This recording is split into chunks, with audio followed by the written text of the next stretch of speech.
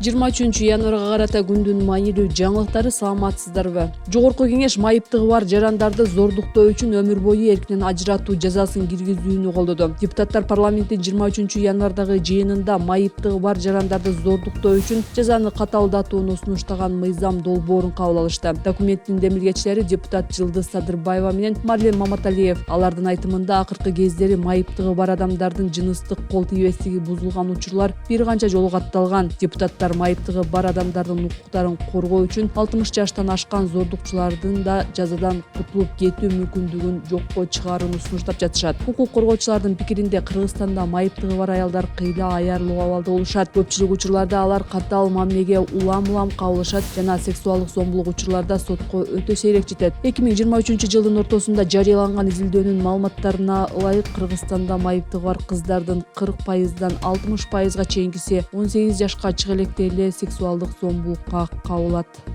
Тышкы иштер министрлиги Түркияда кыргызстандык аялын сабаган шектүү кармалды. Кыргызстандык Гүлзат Козубекованын Түркияда жолдош тарабынан сабалганын коомдук ишмер Ассоль Молдахматова айтып чыкты. Ал жабырлануучу учурда ооруканада экенин белгилеп, агасы ага жардам берүү үчүн Анталияга учуп кеткенин билдирди. Жабырлануучунун агасынын айтымында Козубекованын жолдошу Түркиянын жараны. Ал буга чейин Козубекованын баласын да алып койгонун кошумчалаган. Ассоль Молдахматова тышкы иштер министрлиги менен түрк бийлигин Козубековага көмөк көрсөтүүгө чакырды.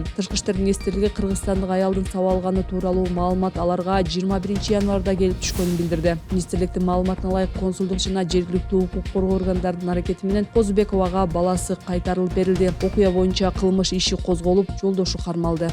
Атамбаев Социал-демократтар партиясынын дагы бир мүчөсү кармалганын билдирди. Социал-демократтар партиясынын мүчөсү Кадырбек Атамбаев кечинде ИИМдин экстремизмге каршы күрөшүү бөлүмү партиялашы Эрмек Эрматовду кармап кеткенин кабарлады. Ал Эрматовдун кайда экени белгисиз болуп жатканын, жада калса жакындарынын кабары жок экенин белгиледи. Атамбаев кече күнү апасы Раиса Атамбаева менен Бишкек шаардык милициясына сурак берип чыкканын белгиледи. Кактус медианын маалыматы боюнча алар добушун сатып алуу иши боюнча сурак берген. Андан соң экөө тең маалыматты ачыкка чыгарбоо тууралуу тил катка кол коюшкан. Милиция Эрматовдун кармалганы жана Атамбаевдин суракка чакырылганы боюнча азырынча комментарий бере элек. Буга чейин партия мүчөлөрү Жанна Самышева жана Анарбек Каттаганов дагы добушун сатып алуу иши боюнча күбө катары сурак берип чыгышкан. Ушул эле иш боюнча партия лидери Темирлан Султанбеков, партия мүчөлөрү Ирина Карамушкина менен Роза Түрксевер камакта. Партия болсо былтыр ноябрдагы Бишкек шаардык кеңешинде шайлоого катышуудан четтетилген.